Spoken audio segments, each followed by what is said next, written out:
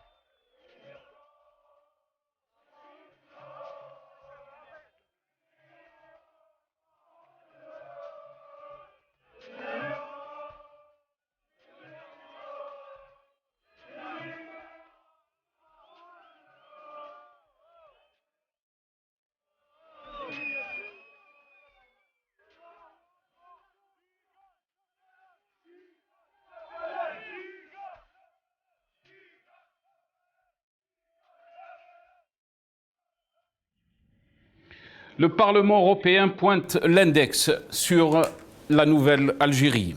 On aura avec nous ce soir, pour en parler, Adel Jabbar depuis le Canada, analyste politique. Adel Jabbar, bonsoir, marhaba bik. Merci d'avoir accepté l'invitation.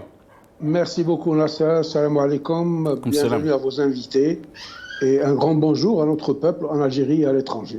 Merci c'est Adel. On aura aussi dans cette émission Djemal Ghessoum, ex-candidat aux législatives algériennes depuis Paris. Si Djemal, marhaba bik, bonsoir. Allah yabarak fik, merci pour cette invitation. Merci Sid Djemal. On aura aussi depuis la France Abdelhak Sarrab, docteur Abdelhak Sarrab, médecin militant politique. Abdelhak Sarrab est avec nous par Skype, via Skype, mais on me dit qu'il n'est pas prêt encore. On aura depuis Alger, Maître Fetta Sadet, secrétaire national du RCD aux droits de l'homme depuis Alger, qui est avec nous. Maître Fetta Sadet, marhaba bik, bonsoir. Bonsoir Nassal, bonsoir aux téléspectateurs Zoul Fellaoun. Merci pour l'invitation. Merci Maître Fetta Sadet. Bonsoir à Zoul Fellaoun. On aura aussi Hassan Mouali qui est journaliste depuis Alger et à la fin de cette émission Maître Nabila Smaïl, avocate et militante politique. Je vais commencer cette émission avec vous Maître Fetta Sadet. Je rappelle que vous êtes secrétaire national du RCD aux droits de l'homme si on revient un peu sur cette résolution qui condamne bien sûr la résolution qui a émané donc du Parlement européen et qui condamne la situation des droits de l'homme et la répression aussi vis-à-vis des libertés en Algérie. Qu'est-ce que vous en pensez, Maître Fetta Sadet? Et je rappelle aussi que vous êtes avocat pour plusieurs détenus actuellement en prison en Algérie.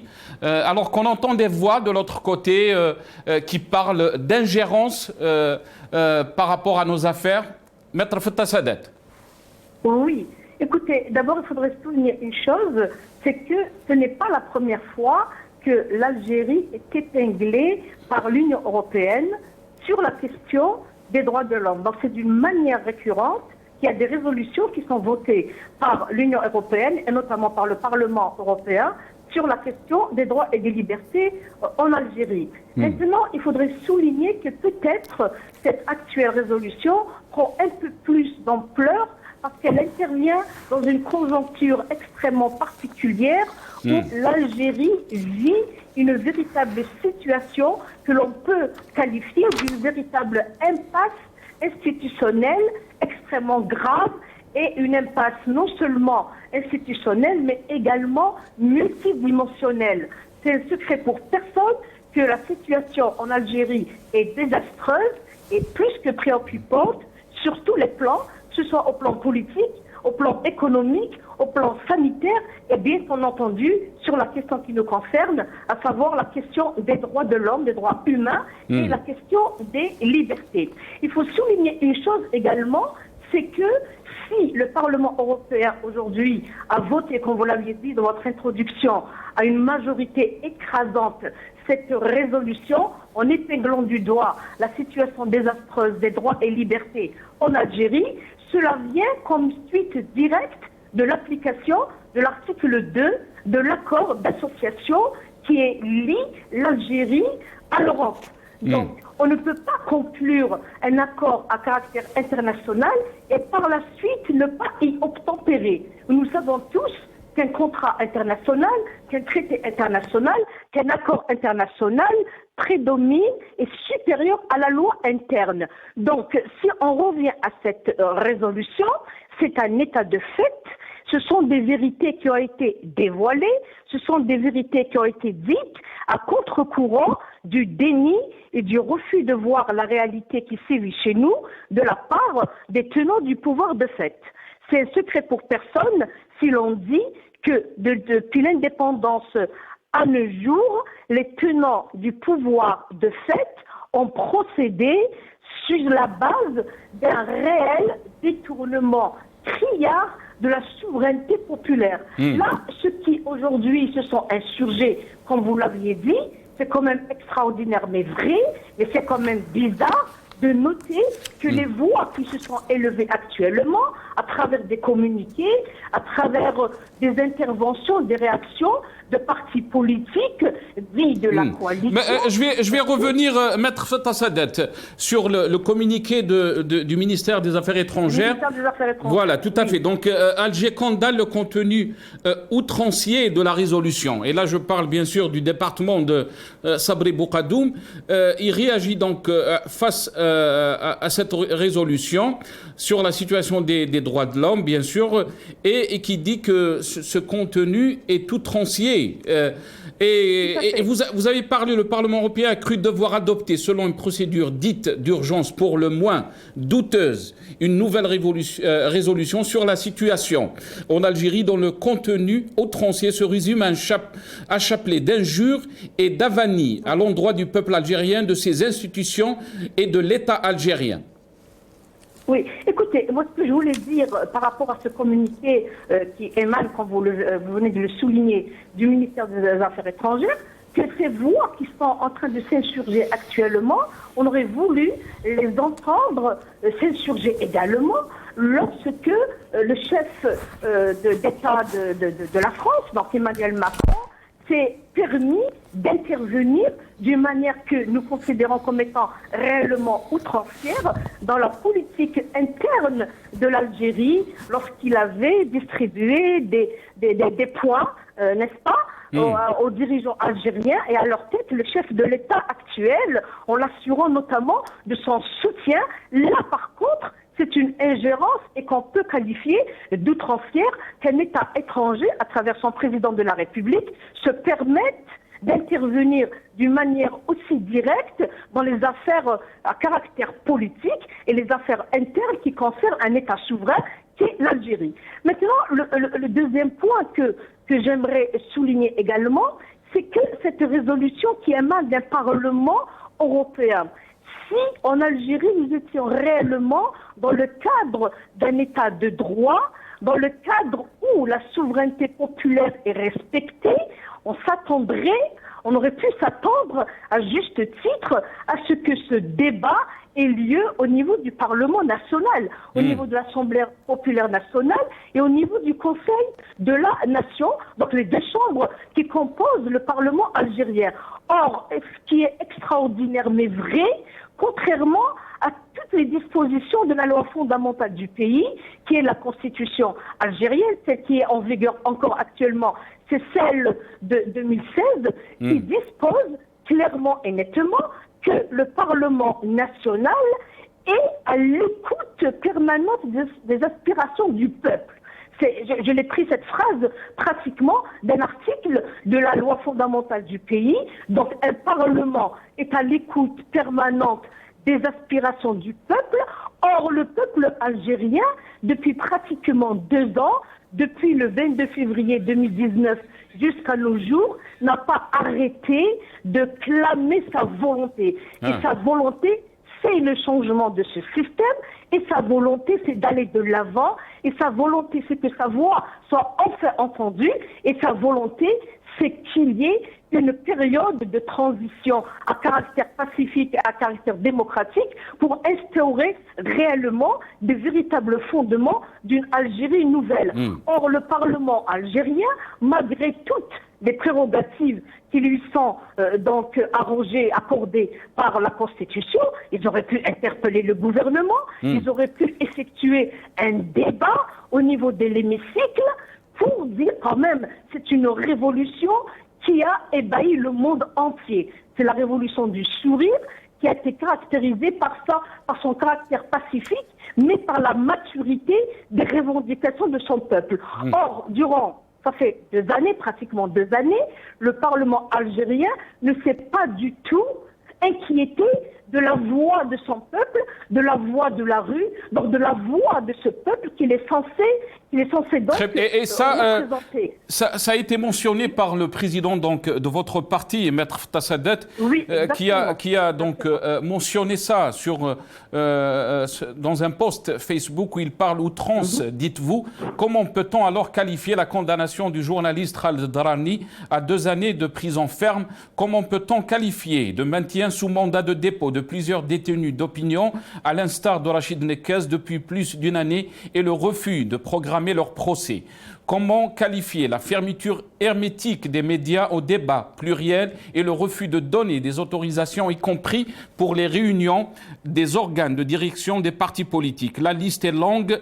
Le problème est plutôt dans le silence du Parlement algérien depuis près de 2 ans sur les violations et lois et les atteintes répétées aux droits et aux libertés. Écoutez, moi, il me semble, pour se dire souverain, ce n'est pas une formule de style, ce n'est pas une clause de style.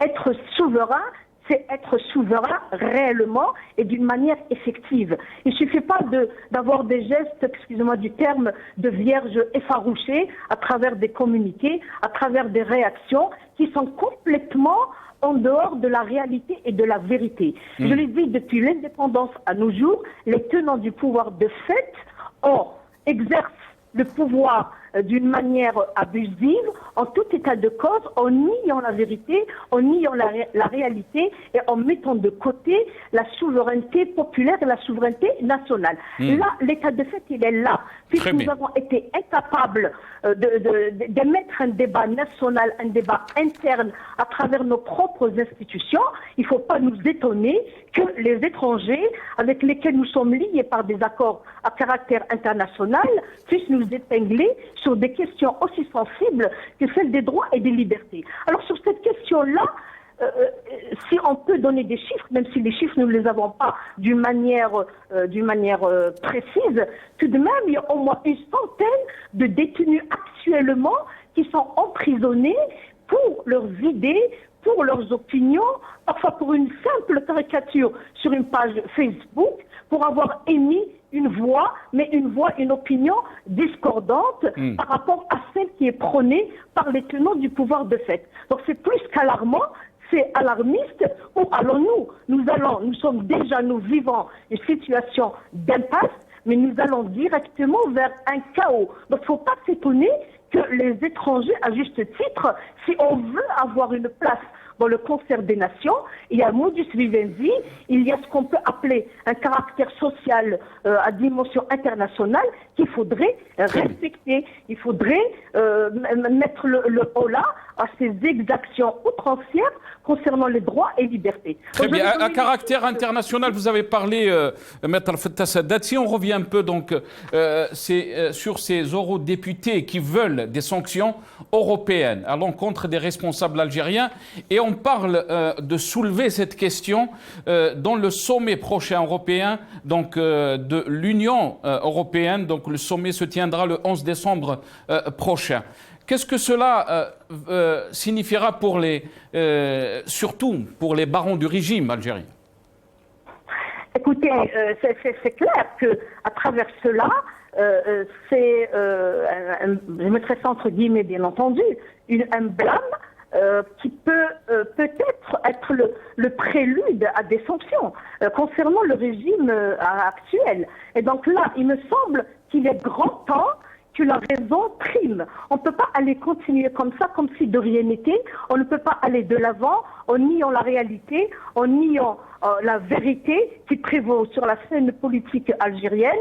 Et on ne peut pas continuer à fonctionner sur la base du déni et du détournement de la souveraineté populaire. Vous l'aviez dit tout à l'heure dans votre introduction, il me semble qu'il est grand temps que les tenants du pouvoir de fait actuel, ils avouent leur échec. Ils avouent avoir confisqué les richesses nationales, ils avouent avoir mené le pays à la dérive, qu'ils reviennent à la raison et les mécanismes pour revenir sur le droit chemin existent. Il faut arriver à un moment où ils doivent s'avouer vaincus, ils doivent s'avouer avoir fauté et préparer les prémices de l'Algérie de demain. On ne peut pas continuer sur cette base. Nous avons vu l'impasse actuelle. Vous avez dit tout à l'heure, il me semble que vous aviez parlé un tant soit peu de la Constitution en disant la situation actuelle, l'état d'empêchement du chef de l'État actuel. Oui, c'est une question préoccupante. C'est une question préoccupante au premier degré. Est-ce qu'on va continuer à oblitérer la réalité, à faire comme celui qui ne veut pas voir que nous sommes depuis pratiquement un mois, si ce n'est plus, où le poste du président de la République est vacant. Merci. Or, quand on revient à la loi fondamentale du pays, tout le monde sait que nous sommes dans un régime qui est caractérisé par un président. Merci à vous. Merci à vous, Maître Tassadet. Merci à vous. Je vous remercie beaucoup pour cette intervention. Je dois faire, j'ai pas beaucoup de temps qui me reste. Je dois faire intervenir les autres invités qui sont avec moi dans cette émission. Adel Djebbar. Je vais commencer avec vous, Jamal Ghessoum. Après, je donnerai la parole à Adel Djebbar. Jamal Ghessoum, quelle est votre réaction donc sur cette résolution du Parlement européen qui met la pression donc sur le régime algérien concernant le dépassement sur les libertés et bien sûr l'emprisonnement des détenus politiques. Qu'est-ce que vous en pensez, Jamal Ghessoum? Ce que je pense, d'abord, c'est une résolution, et je pense qu'il n'y a pas de droit sans raison et sans intelligence. C'est la raison pour laquelle il y a de très bons et de très mauvais avocats. La réaction de M. Bourhadoum me semble-t-il très mesurée, trop mesurée à mon goût. Je dirais que la question de cette résolution, c'est accepter le principe, d'ailleurs je ne lui accorde pas plus d'importance que le Kleenex qui essuie mes chaussures chaque matin, parce que ce Kleenex, au moins, a une utilité, il retire la salissure. Pourquoi je dis cela? Parce que quand on veut donner des conseils à un pays, et donc on veut donner des signes de propreté, on les propre soi-même. Donc quand on est sale, on n'invite pas les autres à être propres. Et je vais vous donner des exemples concrets qui disent que l'Union européenne, et à travers celle qui a fait cette déclaration, n'a aucune crédibilité. Alors je vais vous donner quelques exemples, puisqu'on va quand même renvoyer à l'envoyeur quelques informations. Femme algérienne tuée en France, algérienne, un Dakima, tuée en France par la police française lors des manifestations. Une retraitée à Marseille. On continue. Dans un arrêt plutôt sévère, puisque Madame Sedat est spécialisée dans les droits de l'homme, dans un arrêt plutôt sévère, la Cour européenne des droits de l'homme a condamné la France à verser 30 000 € pour dommages à la fille d'un retraité algérien mort en 2009 après une interpellation. Mais c'est Jamal Ghessoum.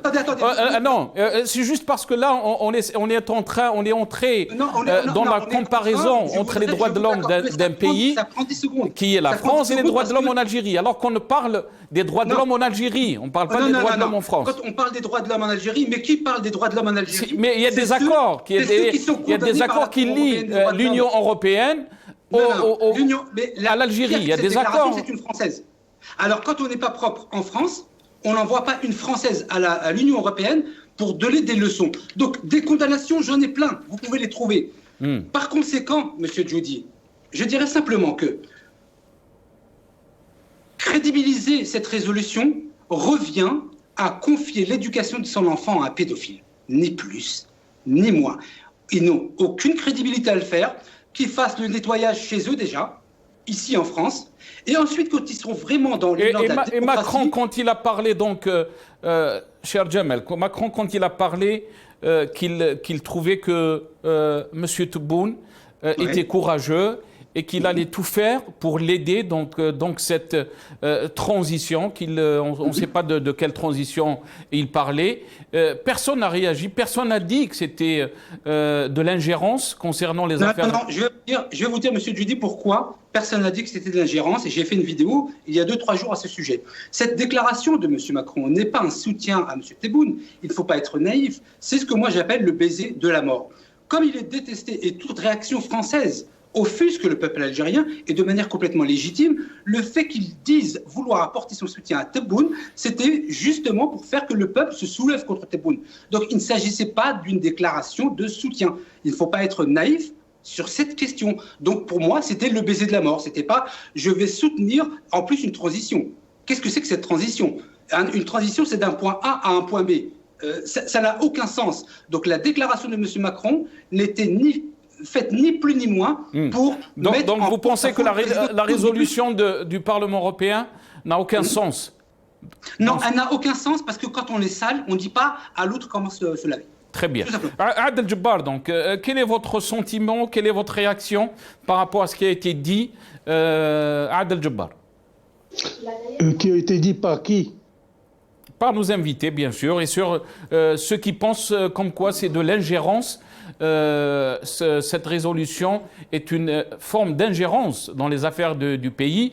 Je vous ai lu un peu le communiqué du ministère des Affaires étrangères qui parle d'un contenu outrancier et qui, bien sûr, parle aussi comme quoi le résumé est un chapelet d'injures et d'avanies à l'endroit du peuple algérien et de ses institutions, de l'État algérien. Moi, je n'ai relevé absolument aucune insulte dans le communiqué de l'Union européenne. L'Union européenne ne s'est jamais prise au peuple algérien. Elle a bien au contraire dénoncé les outrances, les avanies, les crimes, les tortures, les kidnappings de ce régime militaro-fasciste.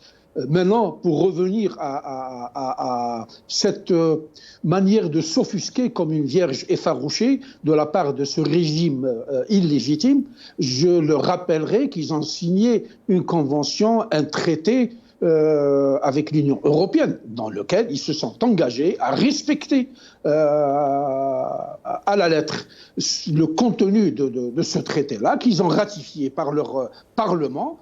Et puis aujourd'hui, je ne comprends pas pourquoi ils montent sur le chevaux. Pourquoi ces pseudo-représentants du peuple et ces pseudo-ministres des Affaires étranges ne s'étaient-ils pas offusqués quand son précédent chef de l'État, par accident, est parti se prosterner et s'agenouiller devant un chef d'État étranger, en l'occurrence Poutine, qui se foutait de sa gueule et qui touchait à la dignité, à l'honneur de tous les Algériens. Très bien. Adel Djebbar, je vais vous couper, mais parce que vous venez de parler de ça, on va essayer d'entendre donc ce qu'a dit Ben Salah, président intérimaire, ce temps-là. Donc c'était la visite octobre 2019 en Russie. On va l'entendre, ce qu'a dit Ben Salah à Poutine. Et je reviens à vous, Adel Djebbar. المقابلة في الغاية التي أسعى من ورائها هي أني أريد أن أطمئنكم لأن الوضع في الجزائر وضع متحكم فيه وأننا قادرين على تجاوز هذه المرحلة الدقيقة. صحيح وسائل الإعلام تضخم بما يجري حقيقة ما يجري في الجزائر وتسعى إلى أن تروج لإعطاء معلومات تنقصها الدقة، ولكننا يمكن نقول لكم بأننا رسمنا تصورا وخطة ونسير في إطارها، والخطوة هذه تعتبر هي الآن في مراحلها الأخيرة. Je reviens à vous, Adel Djebbar. Vous avez entendu Ben Salah. C'est pathétique et c'est désagréable pour mes oreilles d'entendre ce type de discours, cette manière de se mettre en carpette devant un chef d'État étranger. Pourquoi va-t-il se renforcer de l'appui d'un président étranger contre son peuple?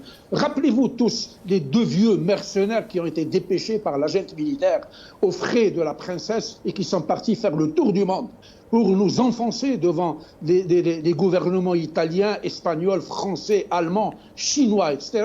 Je cite leur nom. La Mamra qui a disparu des écrans radars, ils sont tous à Paris. Brahimi, le vieux qui venait faire de faux témoignages quand il rencontrait une momie qui n'arrivait même pas à se moucher le nez et qui nous disait que tout allait bien. Pourquoi ces gens-là n'ont-ils pas dénoncé l'ingérence de ces puissances étrangères dans les affaires intérieures algériennes? Je voudrais dire à ces gens qui sont en train de s'offusquer aujourd'hui, pourquoi n'ont-ils pas ouvert leur gueule quand Macron, non pas qu'il ait fait une intrusion dans les affaires intérieures algériennes, mais qui a agressé la souveraineté algérienne et qui a porté atteinte à la révolution de tout un peuple qui bat le pavé depuis 2 années pour demander sa liberté? Ou n'ont-ils pas reçu l'ordre de l'oligarchie militaire qui a réellement le pouvoir en main et qui attend un ordre, qui se tient en garde à vous devant les ordres qu'elle reçoit de Le Drian et du ministre de l'Intérieur français? Les gens qui sont en train de prendre la défense de l'Algérie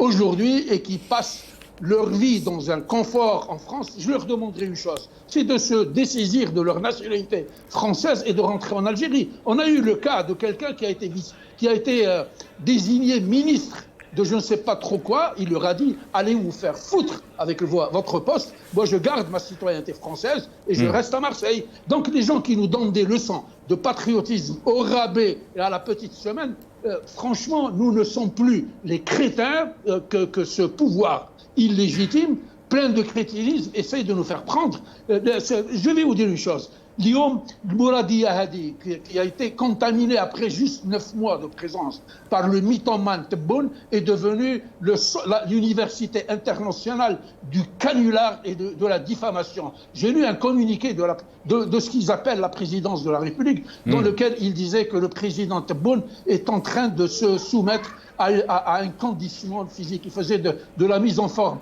Je ne savais pas que ce type-là pratiquait du yoga. Je sais qu'il fait du parachutisme sans parachute, mais de là à nous faire avaler des couleurs comme ça, c'en est trop. Ce peuple-là n'est pas un peuple de cons. Excusez-moi de le dire aussi franchement, aussi crûment. Ces gens-là sont complètement dans le déni. Ce qui leur fait très mal aujourd'hui, c'est l'information alternative. Dans les années 90 et durant toute la décennie rouge, où ces gens-là avaient les médias avec eux, avec l'argent, avec l'appui des puissances étrangères, qu'est-ce qu'ils faisaient? Ils allaient encercler des quartiers, fermer les lumières, et puis commencer à égorger, à tuer, à commettre des massacres. Parce qu'il n'y avait ni témoignage ni caméra. Aujourd'hui, ce qui leur fait très mal, extrêmement mal, c'est le fait que l'information sort. Il y a 30 millions de reporters, journalistes en Algérie. Chaque Algérien qui a un téléphone et une caméra peut faire un live et peut rendre un témoignage. Donc c'est ça qui leur fait très mal. Et la dernière fois, l'armée algérienne qui coûte 10, 11 ou 12 milliards à l'Algérie a fait un symposium sur l'information. Elle demande aux Algériens de faire quoi? De s'aligner sur la manière de donner de l'information. C'est de la folie. Et tout ça, pourquoi? Parce qu'il y a un ou deux petits Facebookers qui, avec un ordinateur, tout simplement, les dérangent, les emmerdent et ils n'admettent pas ça. Parce que ces gens-là sont dans le déni depuis 62. Ils considèrent que c'est eux les propriétaires de ce pays, et ce peuple-là n'est qu'un mauvais locataire. Il ne paye même pas ses loyers, il n'a pas le droit de parler de ça. Restez avec nous, Adel Jabbar, restez avec nous, je reviens à vous. Je pense qu'on a Abdelhak Sarrab qui est avec nous par téléphone, on l'a perdu par Skype. Abdelhak Sarrab, merci encore une fois d'être avec nous, marhaba bik. Merci à vous, merci beaucoup de m'avoir invité. Je m'excuse pour la panne technique concernant le Skype. Il n'y a pas de souci. Docteur Abdelhak Sarrab, sur la situation donc, par rapport donc, à cette résolution du Parlement européen, le ministère des Affaires étrangères a réagi. Il a parlé, bien sûr, il a qualifié donc, cette résolution d'accusation fallacieuse. Ce document prêterait à sourire s'il n'était truffé d'allégations et d'accusations gravissimes et malveillantes proférées par des parlementaires contre les autorités algériennes. Qu'est-ce que vous en pensez, docteur Sarrab? Le régime algérien, dès le départ, dès 62, il a interdit la politique parce qu'il pense que la politique est source de fitna. Et il a instauré une pensée unique dirigée par l'armée des frontières. Et il a continué sur cette portée. Et dès le départ, il a mis un démocrate comme Farhat Abbas en résidence surveillée. Il a poussé Aït Ahmed et Boudiaf à l'exil. Il a interdit toute autre voix discordante. Et dès qu'il y a quelqu'un qui s'exprime, il le traite de traître.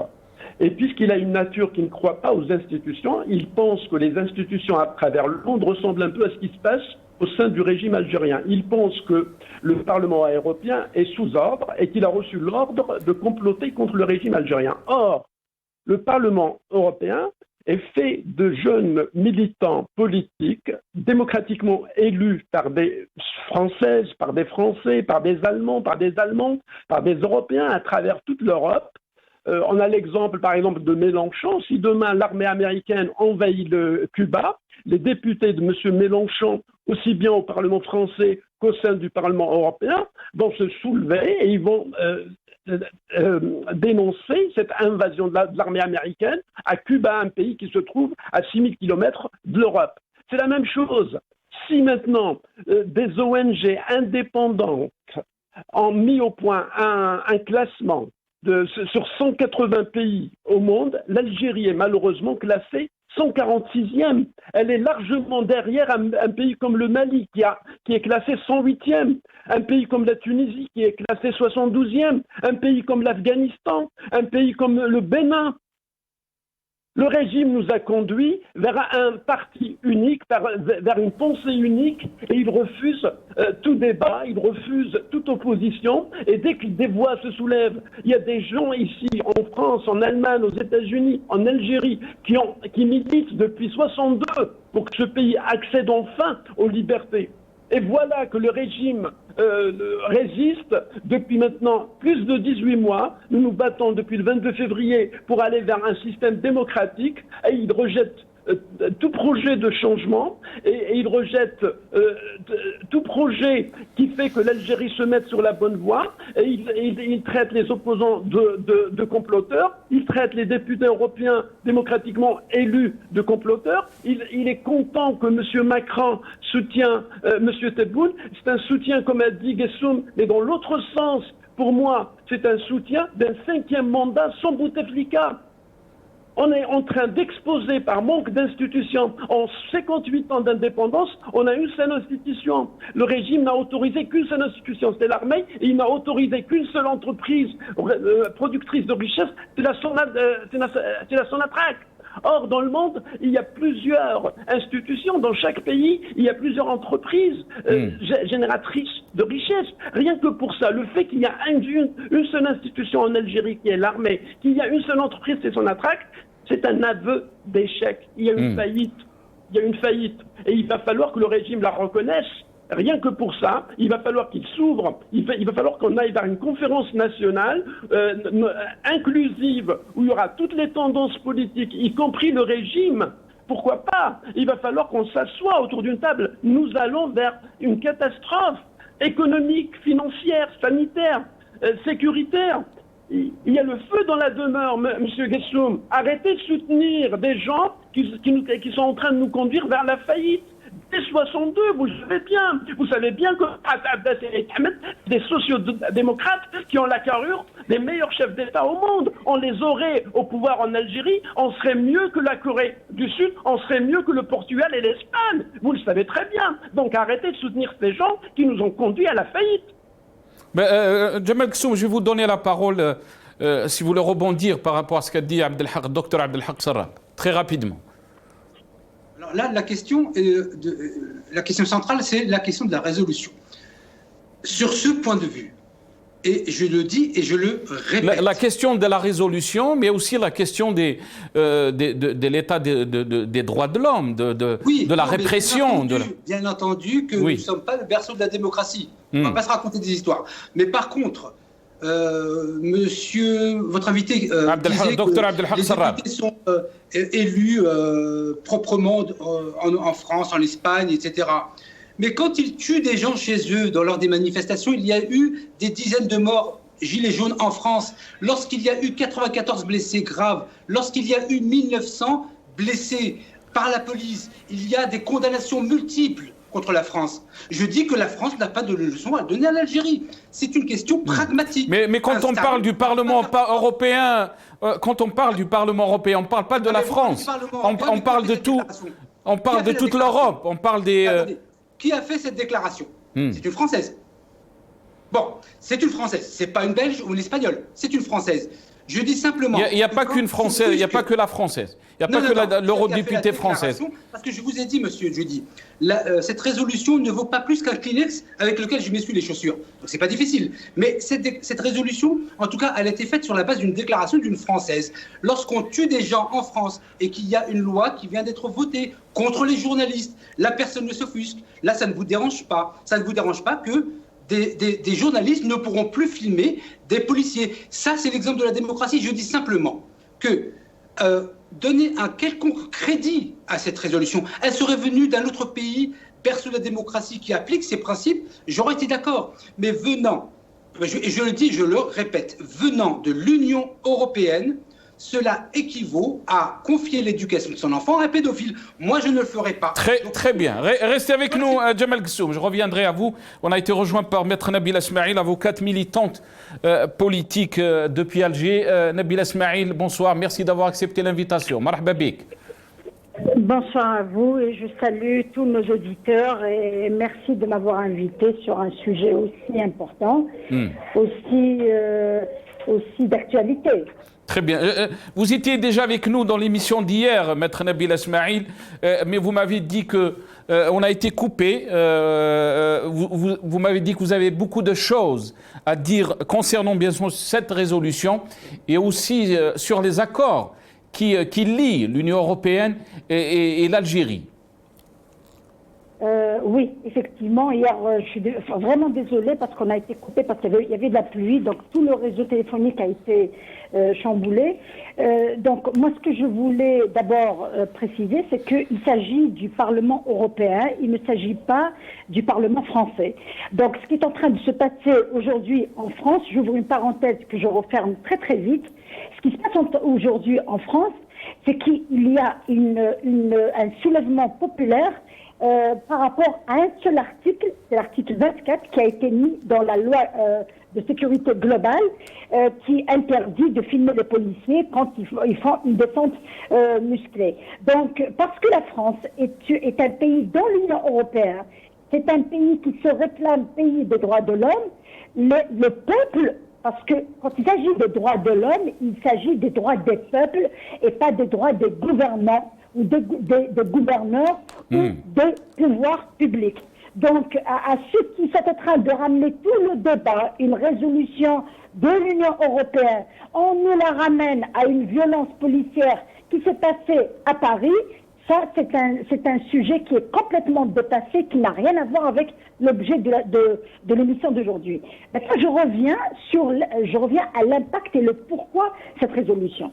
Pour ceux qui ne l'ont pas lue ou qui ne veulent pas la lire pour ne pas la comprendre, ou pour ceux qui l'ont lue et qui ne veulent pas ou n'arrivent pas à comprendre son contenu.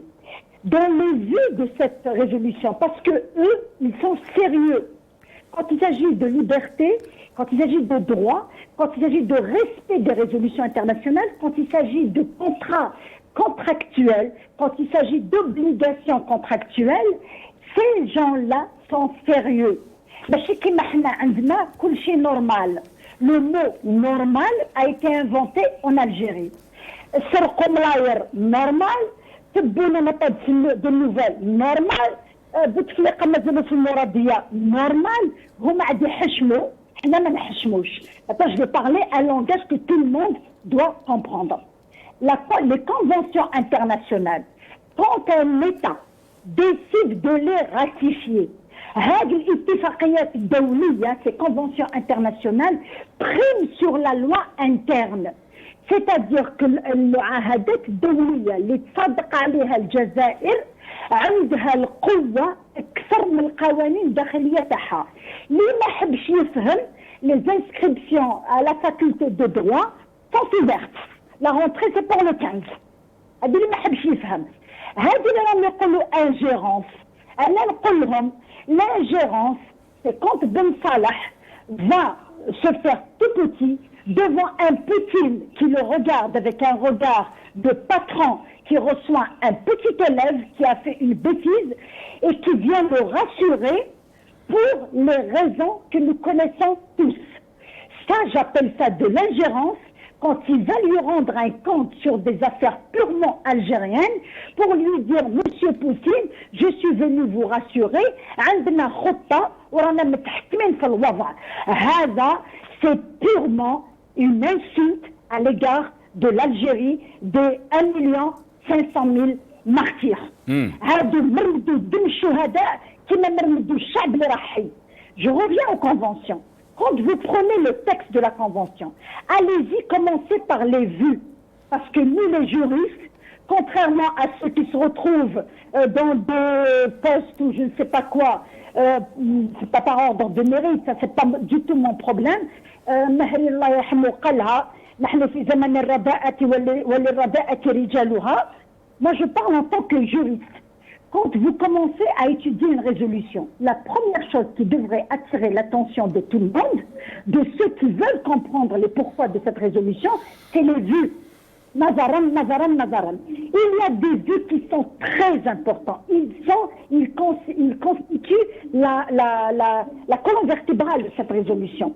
Quand vous lisez la lettre du 29 septembre 2020, consignée par 31 organisations locales et internationales dénonçant la répression contre la société civile, il y a une lettre qui est signée par 31 organisations locales.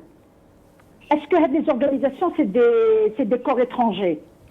C'est des organisations locales qui ont assisté à des procès, qui ont fait l'objet de poursuites, qui ont fait l'objet de blocages, qui ont fait des rapports, qui ont dénoncé, qui se sont vus les médias fermés, qui se sont vus toute expression pacifique fermée. Ils ont fait des rapports parce que c'est des organisations qui sont légitimes, elles sont autorisées et elles ont des agréments.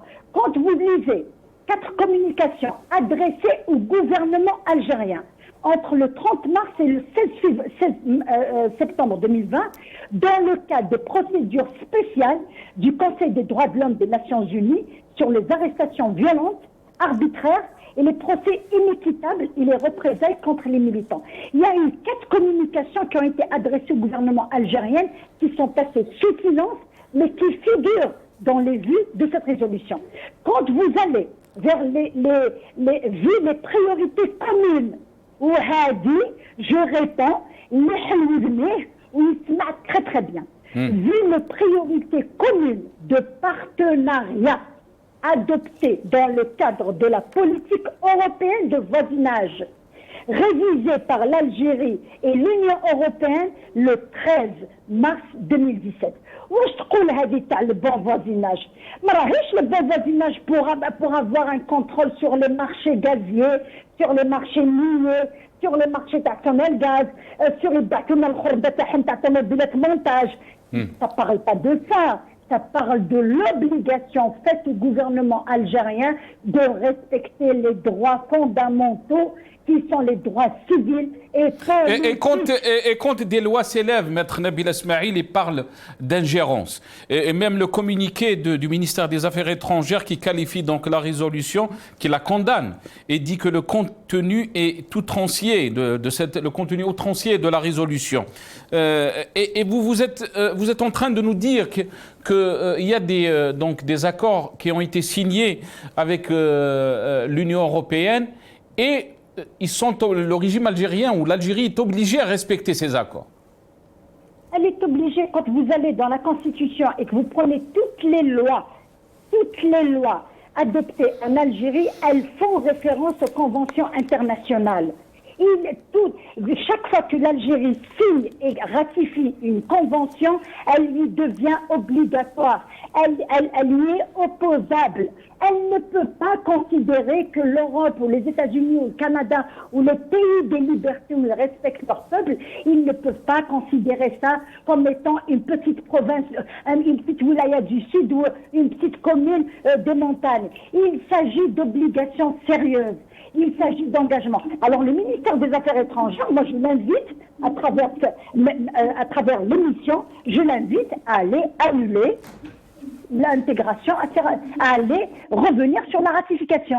S'il considère que le fait de les rappeler à l'ordre et de leur rappeler qu'ils sont obligés de respecter leurs engagements internationaux, s'il considère que c'est une ingérence, le gouvernement algérien n'a qu'à sortir de ces conventions. Il n'a qu'à annoncer son retrait. Et sur cette question, Nabil Esmaïl, très rapidement, je dois donner la parole aux autres invités. Bien sûr, les eurodéputés veulent qu'il y ait des sanctions européennes à l'encontre des responsables algériens et ils veulent bien sûr soulever cette question dans le sommet prochain qui est prévu le 11 décembre prochain. Comment peut-on lire cette démarche ?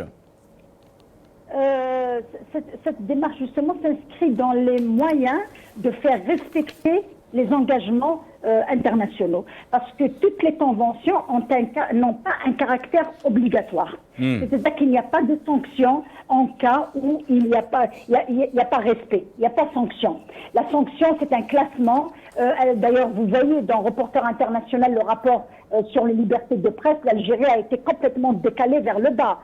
Dans le respect des droits de l'homme, l'Algérie a été classée, bien, comme vient de dire le médecin et militant politique qui m'a précédé, il a dit que nous sommes classés sous le Mali. Donc il y a un classement qui pèse sur la notoriété d'un État, parce que c'est des obligations morales.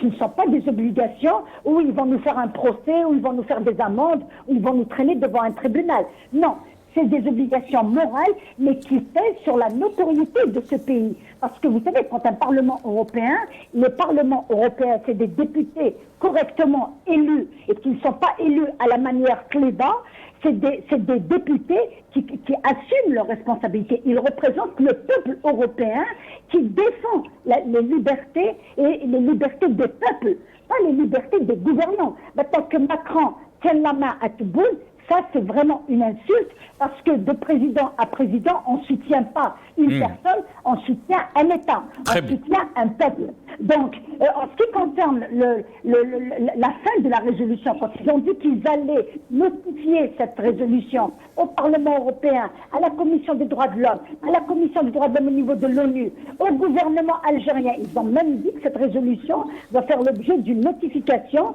au gouvernement algérien. Et c'est à cet instant-là que le gouvernement algérien doit répondre. Très bien, restez avec nous. Maître Nabil Esmaïl, restez avec nous, je vais revenir à vous. Mais on va essayer juste de vous faire écouter ce passage donc de la mission auprès de l'Union européenne, la mission algérienne. Et ça, c'était pendant ou même avant les discussions pour faire voter donc cette résolution. On va essayer d'entendre ce passage donc, avec la voix de notre confrère Chaban Kassi. Bruxelles, le 18 novembre 2020. Monsieur le Président, bonjour. Permettez-moi tout d'abord de souhaiter que vous vous portez bien en cette période de recrudescence de la pandémie de la Covid-19. Des démarches sont entreprises par certains eurodéputés pour retenir le principe d'un débat autour d'un projet de résolution sur la situation des droits de l'homme en Algérie dans un contexte national, international et bilatéral bien particulier. Au plan national, l'Algérie, qui a organisé l'élection présidentielle le 12 décembre 2019 dans un cadre légal, transparent, consacré par la mise en place de l'autorité nationale indépendante des élections, a engagé une série de réformes politiques dont la première étape a été couronnée par l'adoption par le peuple de la nouvelle constitution lors du référendum du 1er novembre 2020. Cette première phase de réforme a été effectuée en réponse aux attentes du Hirak, mouvement de protestation populaire contre un 5e mandat du président sortant, dans un esprit de renforcement de l'état de droit, d'équilibre des pouvoirs, de renforcement de la transparence de la vie publique et surtout de consolidation des libertés et des droits fondamentaux. Au plan international, cette démarche coïncide avec la recrudescence et l'évolution inquiétante de la pandémie de la Covid-19, dont les impacts sociaux négatifs ne sont plus à démontrer pour l'ensemble des pays de la planète et qui interpellent la communauté internationale à davantage de coopération. Au plan bilatéral, enfin, cette démarche intervient dans un momentum marqué par la reprise des contacts bilatéraux entre l'Algérie et l'Union européenne au plus haut niveau politique, dont les échanges qu'ont eu le président de la République Abdelmadjid Tebboune et le président du Conseil de l'Union européenne Charles Michel en janvier dernier, en marge de la conférence de Berlin sur la Libye. Ces contacts ont également été poursuivis à un niveau technique depuis septembre dernier, y compris par la tenue de sous-comités du dialogue politique, sécurité et droits de l'homme en vue de la préparation de la prochaine session du Conseil d'association Algérie-Union européenne prévue dans les semaines à venir. Il est à noter, dans ce cadre, qu'il s'agit de la plus haute instance de dialogue politique bilatéral qui ne s'est pas unie depuis mai 2018. Cette volonté de réinitialisation des rapports bilatéraux voulus par les deux parties, Commission européenne et gouvernement algérien, et de consolidation du dialogue mérite d'être renforcée aussi bien dans le cadre des instances parlementaires européennes, à l'instar de la délégation pour les relations avec le Maghreb, que dans le cadre bilatéral.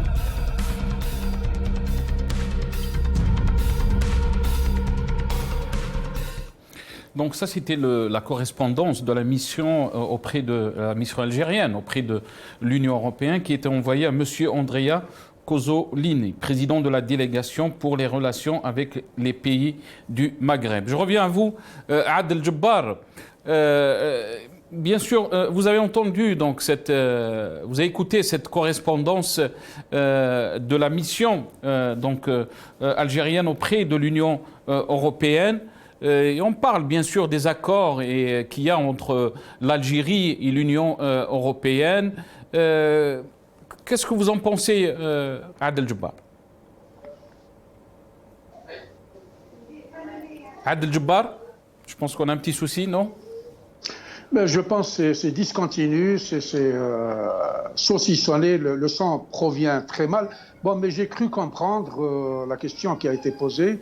Je reviendrai d'abord par donner mon opinion sur ce texte-là. Il me rappelle exactement les communiqués du Politburo des pays du rideau de fer dans les années 50 avec Khrouchtchev et compagnie. Donc c'est du blabla. Mais c'était à noter, Adel Jabbar, que c'était un texte très respectueux donc de ces relations. Ça, c'était bien sûr avant le débat sur cette résolution. Mais bien sûr, le temps a changé après donc le vote sur la résolution.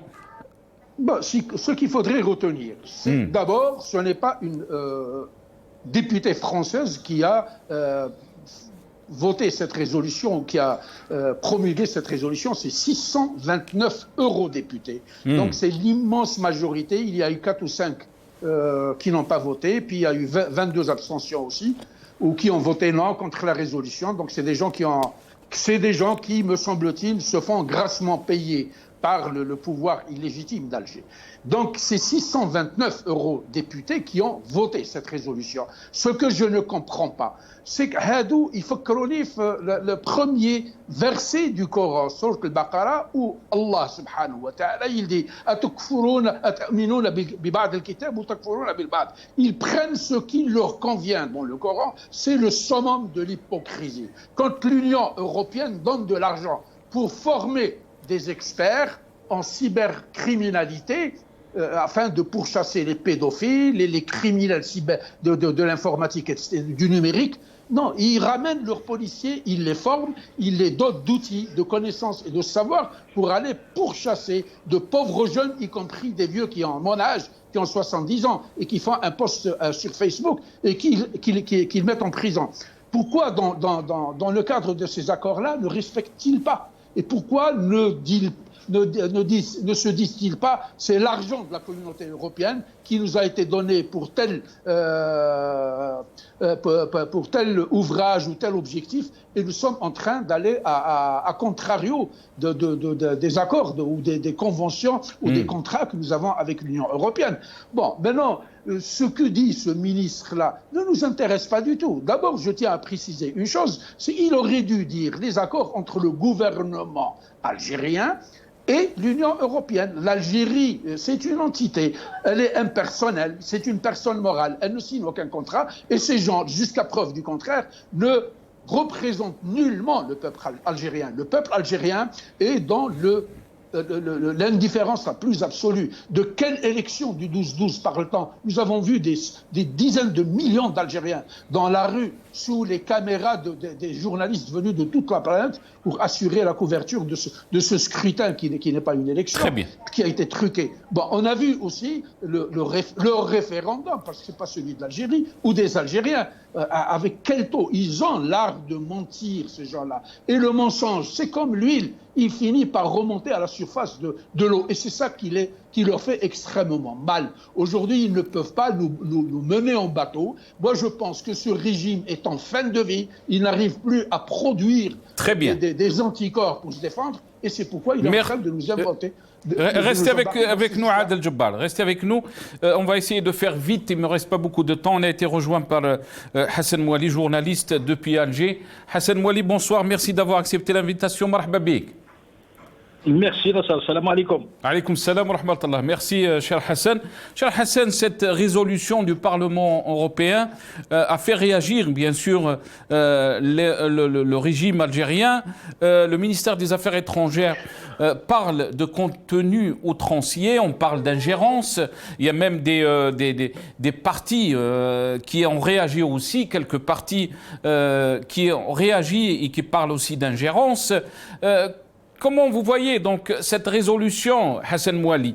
Je vais revenir un peu sur un poste et j'aimerais avoir votre avis. Le poste du professeur El-Houari a dit la résolution du Parlement européen est la plus grande défaite diplomatique du régime algérien depuis l'indépendance du pays. La diplomatie algérienne a toujours eu pour souci de montrer à l'opinion et aux institutions internationales que le régime est respectueux d'une constitution d'un État de droit et surtout que l'armée est sous les ordres du président élu démocratiquement par la population. Cette fiction a perdu de son efficacité, usée par des années de gestion autoritaire et surtout mise à nu par le slogan exprimé par des centaines de milliers de hirakistes Dawla Madaniya Machi Askariya.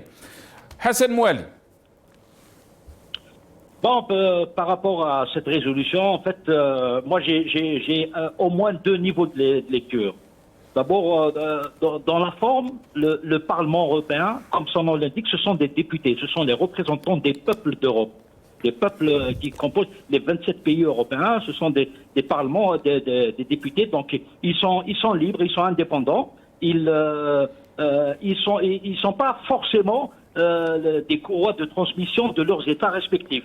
Quand on prend par exemple Jean-Luc Mélenchon, il ne peut pas représenter Macron, c'est vraiment deux courants différents. Après, c'est vrai qu'il peut y avoir du lobbying. Si par exemple un pays comme la France dispose de beaucoup d'eurodéputés, il peut favoriser l'adoption d'une telle résolution qui serait contre l'Algérie, on va dire, contre l'Algérie. Mais à ce moment-là, si c'est la France qui est derrière, pourquoi on n'a pas réagi aux déclarations incroyables de Macron qui, elles, relèvent clairement de l'ingérence? Quand il dit au président Tebboune que je suis prêt à faire tout mon possible pour aider le président Tebboune, ça c'est une ingérence caractérisée. En tant qu'Algérien, en tant que patriote, on est jaloux de notre pays, de notre indépendance. C'est insupportable comme déclaration. Et pourtant, nous n'avons pas entendu ces vierges effarouchées qui réagissent à tout va maintenant contre la résolution du Parlement européen. À la limite, moi, ça ne me pose pas, le Parlement européen ne me pose pas problème. Pourquoi? Parce que d'abord, la résolution n'est pas contraignante. Elle n'entraîne pas des sanctions. C'est juste de l'encre. C'est une résolution comme ça. Elle n'impose aucune sorte de sanction. Mais Hassan Mouali, ces eurodéputés veulent des sanctions européennes à l'encontre des responsables algériens. Et apparemment, ils veulent soulever ça dans le prochain sommet de l'Union européenne le 11 décembre prochain. Ils peuvent le faire, mais ce n'est pas évident qu'ils soient suivis. Moi, je pense que les Européens, ils sont intelligents, ils se défendent très bien. Il y a les parlementaires qui font leur boulot, qui font du lobbying. Après, il y a la Commission européenne qui aide la conférence des chefs d'État qui décide. La conférence européenne, je ne suis pas sûr que la Commission européenne soit sur la même longueur d'onde que le Parlement européen. Macron qui propose son aide à Tebboune ne pourra pas en même temps essayer de lui créer des problèmes. Donc je ne pense pas, même il peut y avoir un débat au sein de la Commission européenne, je ne pense pas qu'il puisse y avoir une résolution contraignante sur l'Algérie. Mais il faut quand même revenir à cette résolution. Moi je pense, même si, admettons que ça pose problème, ça ternit l'image de l'Algérie, il faut savoir que l'Algérie est signataire de l'accord d'association en 2005 avec l'Union européenne. Et cet accord d'association prévoit une clause express qui parle du respect des standards démocratiques et du respect des droits de l'homme, des libertés individuelles et collectives. Et à ce titre, l'Union européenne dispose, en vertu de cet accord d'association et de cette clause signée par l'Algérie, d'un droit de regard sur la conduite, c'est sur la conduite des affaires politiques et le respect des droits de l'homme. Donc, quand on a signé l'accord d'association, tous les pays qui ont signé des accords d'association avec l'Union européenne, quelque part, ils ont cédé une partie de leur souveraineté à l'Union européenne, comme on l'a fait avec les Nations Unies aussi. Les Nations Unies, on a des choses qu'on ne partage pas, que nous ne partageons pas avec l'ONU. Mais à partir du moment où on est partie prenante des Nations Unies, on est bien obligé d'appliquer tout ce qui se décide aux Nations Unies. C'est exactement la même chose avec l'Union européenne. Donc le Parlement européen, formellement, légalement, il a le droit d'adopter une résolution critiquant l'Algérie. Maintenant, chacun est libre de l'interpréter comme il veut. Maintenant, on assiste à un concert de dénonciation que l'a bien dit Nasser. Il y a un certain nombre de partis politiques qui gravitent autour du pouvoir et quelques petits partis microscopiques qui viennent de naître ou qui sont en voie de naissance, qui sont en train de, comme des vierges effarouchées, ils dénoncent l'Algérie sous pression et tout. Non, mais rien du tout. Moi, je pense que c'est une diversion plutôt. C'est une diversion parce que le contexte politique actuel, il est un peu vicié. Il y a la maladie du président qui n'est pas encore revenue. Donc, un peu c'est une espèce de diversion. On appelle l'Arabia. C'est créer un axe de fixation sur le Parlement européen pour ne pas parler des vrais sujets, à savoir l'absence du président et la nécessité ou pas de faire activer l'article de fameux 102.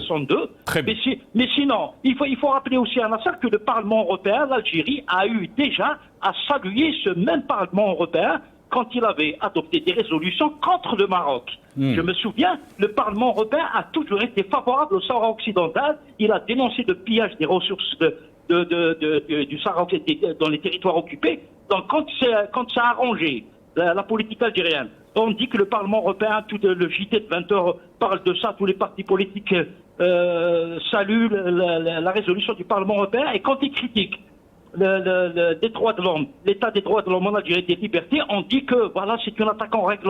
Il faut pas qu'il y ait une appréciation à géométrie variable. On ne peut pas toujours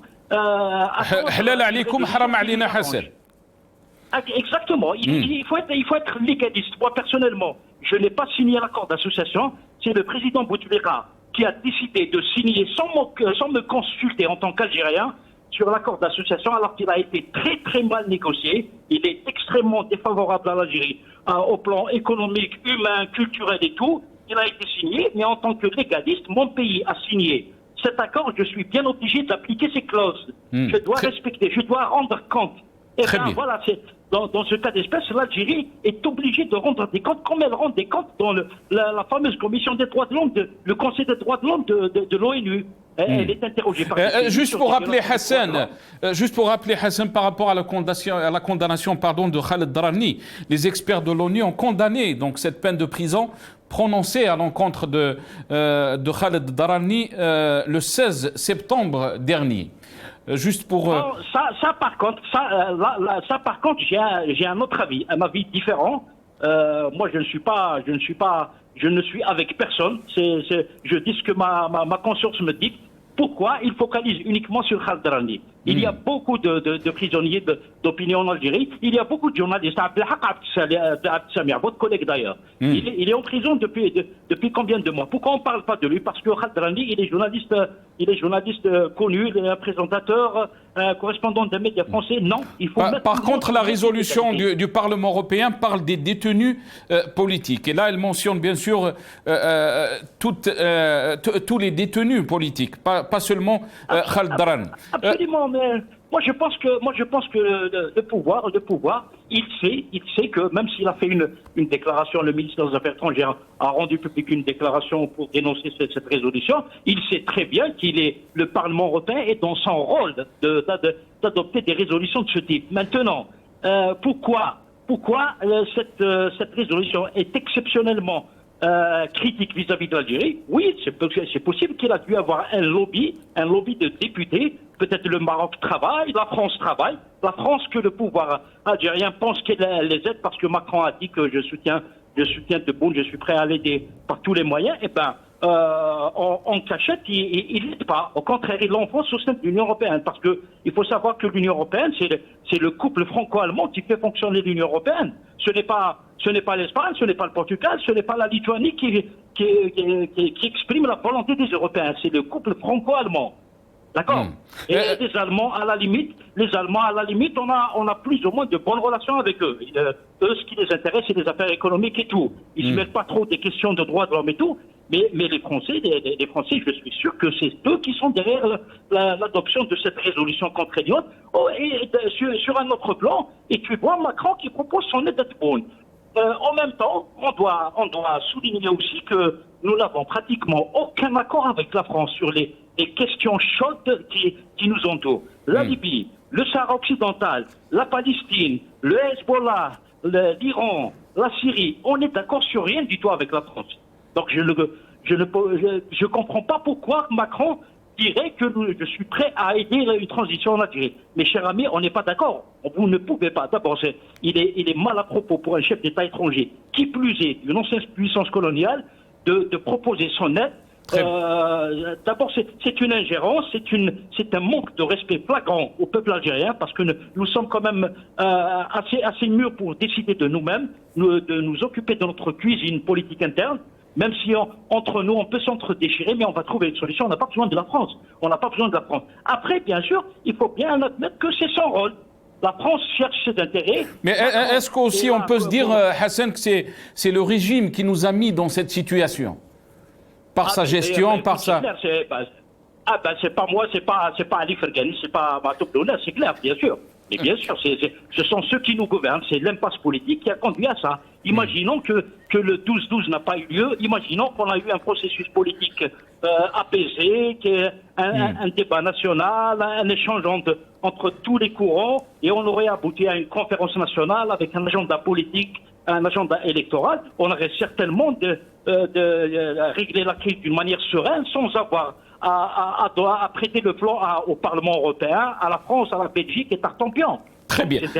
Hassan Mouali. Là, nous sommes en train de payer des dommages, de payer des dommages collatéraux du processus du 12-12 qui avait mené au 12-12. Voilà. Très bien. Reste avec nous, Hassan Mouali. Il me reste quelques minutes. Très rapidement, je vais commencer avec vous, Abdelhak Sarrab. Comment vous voyez les choses évoluer tout en... tous les indicateurs ils sont en rouge. Et la situation, tout le monde l'a dit, est grave, qu'elle soit politique, qu'elle soit économique, sécuritaire, sanitaire. Vous êtes même vous-même docteur et vous l'avez dit. Comment vous voyez les choses? Donc, comment on peut s'en sortir? Et surtout, donc l'absence de Tebboune qui vient compliquer cette situation. Très rapidement, Abdelhak Sarrab, please. C'est Nasser, si vous permettez, juste 2 secondes pour riposter à ce que vient de dire mon ami Hassan Mouali. Les déclarations de M. Macron sont loin d'être une ingérence. Macron est en train d'appeler à un 5e mandat de Bouteflika sans Bouteflika. Le 3e et le 4e mandat de Bouteflika a rapporté à la France ce que les 132 ans d'occupation n'ont pas rapporté. La France est en train de courir pour maintenir sa présence en Algérie d'une façon ou d'une autre. Et un Tebboune malade, un Bouteflika malade, il n'y a pas de mieux. Donc elle court pour défendre ses intérêts. La question qui se pose, est-ce qu'il y a des Algériens qui sont prêts à défendre les intérêts de l'Algérie? Et là, c'est un autre débat. Là, on est victime d'un régime qui a bloqué l'Algérie depuis 1962, et là, il est arrivé à un niveau où il s'est auto-bloqué. C'est un self-blocage. Le régime est bloqué. Sa nature sécuritaire le bloque. Le régime ne fait de la politique que pour tuer la politique. Le régime ne dit que le Hirak est Moubarak que pour étouffer le Hirak. C'est cette nature sécuritaire du régime qui bloque l'Algérie et maintenant qui bloque le régime. Nous sommes en danger. Il y a un danger de mort et nous devons agir dans ce sens. La réflexion entre nous, c'est Nasser, c'est pas la résolution européenne, c'est pas la position de Macron. Le problème est algéro-algérien. Comment les Algériens, l'élite intellectuelle, l'élite politique, comment doit-elle agir pour aller vers ce régime sécuritaire qui a bloqué tout un pays et qui se bloque aujourd'hui et nous mène droit vers un danger de mort? Comment faire pour mettre fin à tout ça? C'est ça la question. Très bien, merci Dr Abdelhak Sarrab. À vous la parole, Jamal Gissoum. Nous sommes en danger, a dit Dr Abdelhak Sarrab. comment peut-on s'en sortir face à ces difficultés, face à ces défis qui nous attendent? Oui. 3 observations très courtes, 10 secondes chacune, 30 secondes en tout. Par rapport à ce que disait Mme Nabila Smaïl, qui est juriste, puisque la rentrée universitaire c'est le 15, et je le disais en préambule, il n'y a pas de droit sans raison et sans intelligence, c'est ce qui fait la différence entre un bon et un mauvais avocat. Donc les lois écrites, c'est à voir avec qui les respecte pour donner des leçons. Et M. Mouali a tout à fait raison lorsqu'il précise que l'Europe, c'est le couple franco-allemand, c'est comme ça depuis des années, et que c'est bien la France qui a conduit vers cette résolution. Deuxième observation très rapide, M. Djebbar, qui dit qu'il y a eu 22 députés européens qui ont voté contre, qui ont probablement eu des grâces d'Alger. Donc il suppose, et on peut supposer que les autres députés seraient aussi corruptibles, parce qu'on ne peut pas être corrompu que d'un seul côté. Donc ça, c'est bon à savoir. Monsieur Mouali, Hassan, qui a une analyse très juste sur la question européenne, fait une erreur d'analyse en ce qui concerne le soutien de M. Macron. M. Macron ne soutient pas M. Tebboune, il veut le mettre en difficulté en faisant cette déclaration. Il n'est pas très aimé par les Algériens, Macron, et donc quand il dit qu'il aime quelqu'un, automatiquement celui qui ne l'aime pas ne va pas aimer l'autre. C'est juste un jeu d'enfant, donc ce n'est pas il n'y a pas d'abord d'ingérence, secondement, c'est une manœuvre pour faire détester Tebboune et non pas lui apporter son soutien. Vous faites une erreur d'analyse très très importante. Il n'y a pas d'ingérence sur cette résolution puisqu'elle vaut, de mon point de vue, 0. Donc M. Bouradoum n'aurait même pas dû la commenter parce qu'elle n'est pas utile. Merci oui. Djemal Ghessoum, merci à vous. La parole à vous, Hassan Mouali. Vous avez entendu Djemal Ghessoum. Et comment vous voyez les choses évoluer? Très rapidement, Hassan Mouali. D'abord, je salue vos invités. Si Abdelhak, on est d'accord. Quand je parlais d'ingérence, c'est juste qu'un chef d'État étranger ne doit pas, par bienséance, ne doit pas se permettre de débiter ce genre de déclaration à l'égard d'un État voisin qui plus est, il représente l'ancienne puissance, l'ancienne colonie. Donc c'est maladroit de sa part. Après l'ingérence, bien sûr qu'on est d'accord que si ce qu'on appelle le front interne est solide, si nous autres Algériens sommes unis pour le bien-être, la construction de la démocratie dans ce pays, aucun pays étranger, même les États-Unis, n'oseraient fourrer leur nez dans nos affaires. C'est parce que on a développé une vulnérabilité politique. Les Français savent en ce moment, on est fragile, d'autant plus fragile que même le président qui a été élu à la USAR n'est plus là, il est malade. Donc voilà, on s'est mis en danger. Nous, on s'est mis en danger. Maintenant, moi, je ferme pas la porte. C'est pas le grand trou noir. Il est toujours possible de redresser la barre et de recoller les morceaux. Parce que l'Algérie se retrouve aujourd'hui presque comme les États-Unis de Donald Trump, une Amérique divisée. Exactement la même chose. On nous a inventé la Badicien Novembria contre tous les autres. Et curieusement, ce sont ceux qui dénonçaient la France à plein décibel, qui n'ont rien dit, ils se sont tus sur les déclarations de Macron. Et il faut bien savoir que la France est l'allié objectif du système, du régime depuis 62 à nos jours. C'est ça la triste réalité. Le peuple n'est pas avec la France. Ce sont ceux qui nous gouvernent qui sont, même si dans le discours, ils diabolisent la France, mais c'est comme s'ils se sont entendus. Bon, on va leur dire comme ça, un discours à consommation interne, on va vous critiquer, mais dans le fond, les affaires continuent, on est amis, il n'y a pas de souci. Parce que donc la France, c'est un pare-choc. La pare-choc, c'est une soupape de sécurité pour le régime. Donc, pour revenir aux déclarations de Macron, peut-être bien qu'il m'appelle Sixtoum, peut-être bien le message. Son message s'adresse à l'après-Tebboune, peut-être il dit qu'il veut se laisser entendre que la France veut peser sur la succession. Merci Hassan Mouali, merci à vous. Nabila Smaïl, très rapidement, s'il vous plaît. Très rapidement, je vais vous donner un sujet pour la prochaine émission. Pour ceux qui sont en train de chercher à comprendre quelles sont les intentions du Parlement européen derrière cette résolution et qu'il y a des lobbying ou des intentions, moi je pose la problématique suivante. Qui sera le premier perdant si jamais les libertés continuent à être réprimées en Algérie? Le phénomène de Harraga a été multiplié par 100 depuis la répression. Donc, si les députés européens ont jugé utile de rappeler à l'Algérie ces engagements ces engagements pris lors des ratifications des conventions relatives aux droits de l'homme, c'est parce qu'elle sait que si ça continue comme ça, c'est l'Europe qui sera inondée par des Algériens qui vont fuir leur pays, parce que pendant les années 90, ils ont réussi à absorber la crème des Algériens, les meilleurs cadres, médecins, journalistes, tout le monde est parti. Maintenant, ce qu'il leur reste, c'est une jeunesse désabusée qui n'a ni avenir dans ce pays, donc ils ont intérêt à peser sur la nécessité de revoir la politique algérienne de répression. Donc il y a un intérêt, il y a une convention à respecter, et il y a une situation qui est dramatique avec une absence d'un président. Personne ne sait où il est, mais les Européens savent comment va ce président. Merci, Maître Nabil Esmaïl. Merci, je m'excuse, j'ai pas beaucoup de temps. On est arrivé à la fin de cette émission. Adel Djebbar, très rapidement, je vous donne la parole. Le mot de la fin. Très rapidement, moi je dirais une chose, c'est que l'intrusion française ne date pas d'aujourd'hui, elle date depuis 1962. On a bien vu le ministre des Affaires étrangères venir applaudir le référendum alors que les Algériens ne l'ont pas voté. On a vu le ministre de l'Intérieur venir donner des ordres. Et puis en contrepartie, les Algériens ont exigé qu'on leur livre des colis qui sont en France en train d'embêter le pouvoir illégitime d'Alger.